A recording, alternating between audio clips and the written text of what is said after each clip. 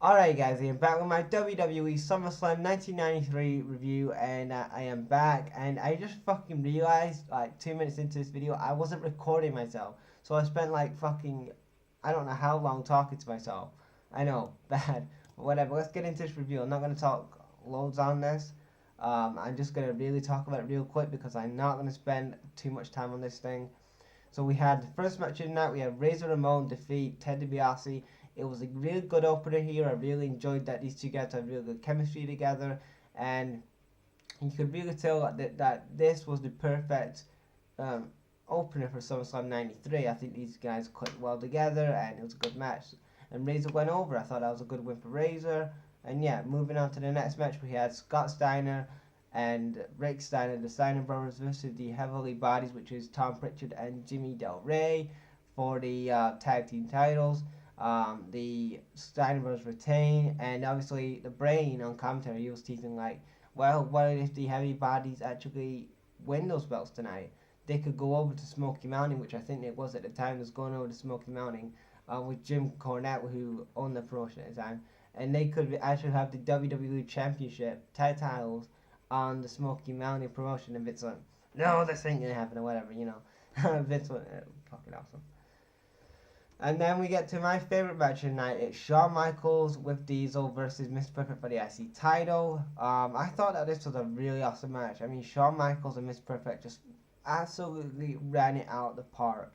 Like, you know, with some wrestlers, you have to, you know, when you have a match or a feud, you always have to, you know, the wrestlers talk to each other what spots are going to happen. Now, I don't know if they spoke backstage or if they went out with their minds blank and they just said to the ref, well, one of us is, well, the finish is, we don't know. Because we're that fucking good that we can actually put a finish out on the fly. So if you guys know what I mean. But yeah, overall, this was really good here. Shawn Michaels and Mr. Perfect both got protected in their own ways because Shawn Michaels is this dominant heel with Diesel, and then you've got Mr. Perfect who is this, you know, great babyface for the WWE. I thought it was a better heel, in my opinion, Mr. Perfect. But you know what? It was face at 93, so you know what? It was what it was, and they both got protected. Like nobody looked weak in this, not even Kevin Nash. I know, shocker. But yeah, all three guys look perfect um, in this card, and this was the fourth match on the show if you include the pre-show match with Owen Hart and Barry, whoever his name was. But yeah, this was like the fourth match down on SummerSlam '94, and I thought '93, and I thought it was really good. Then we did IRS defeat the 1-2-3 Kid. Bret Hart was supposed to face Jerry Lawler next, but obviously he faked an injury, and then he calls out Doink the Clown. Doink then gets defeated by Bret. And then Jerry Lawler attacks Bret with the crutches, and then after that they brawl on the ramp. And then yeah, Jerry Lawler just attacks Bret Hart. But I thought that was pretty awesome. And then we had La Juva Barja, I hope I said that name right, defeated Marty Jannetty.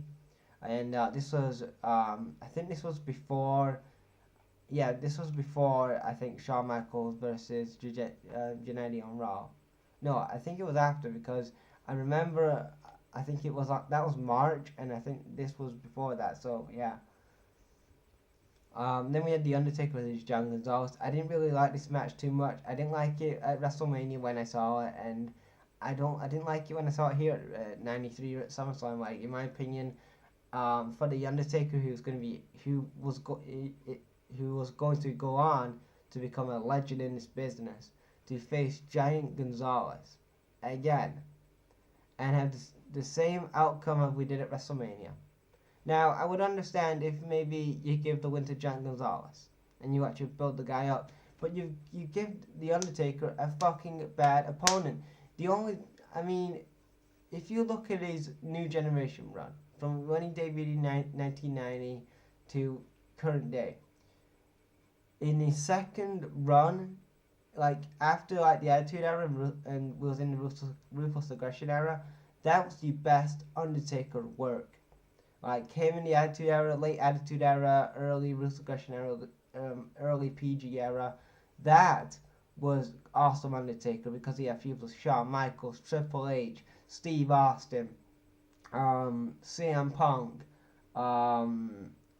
Brock Lesnar, I don't know. I think I missed maybe and Vince and Kurt Angle. He had a great match with. So in that second run after the New Generation era, late Attitude era, early Ruthless Aggression era, that was the best Undertaker in my opinion.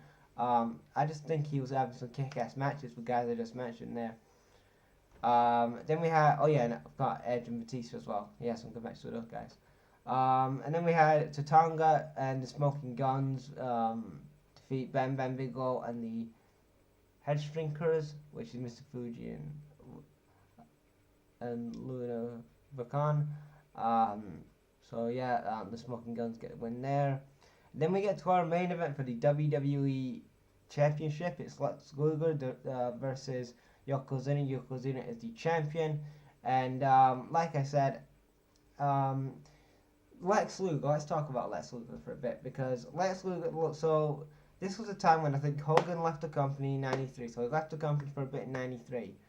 And then they tried to build up another Hulkamania, like another All-American character. So who did they go for? Lex Luger. The guy that, in my opinion, is a kind of a bit overrated in my opinion. I know people will say, oh, he was a good wrestler, for his era and he should be in the Hall of Fame. Yeah, maybe he should be in the Hall of Fame, but he's not on the Hulk Hogan level. He deserves to be in the Hall of Fame, but he's not. He shouldn't have never been in the same role as Hogan was, because he would never draw like Hogan would be.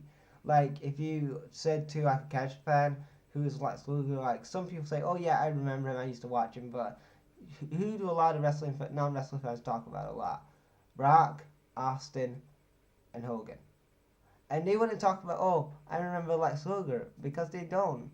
Like I said, back to the match. It was a bad match to be honest. And Lex Luger wins by count out. And then we have the fucking confetti out. We have, excuse me, guys, got a bad cough.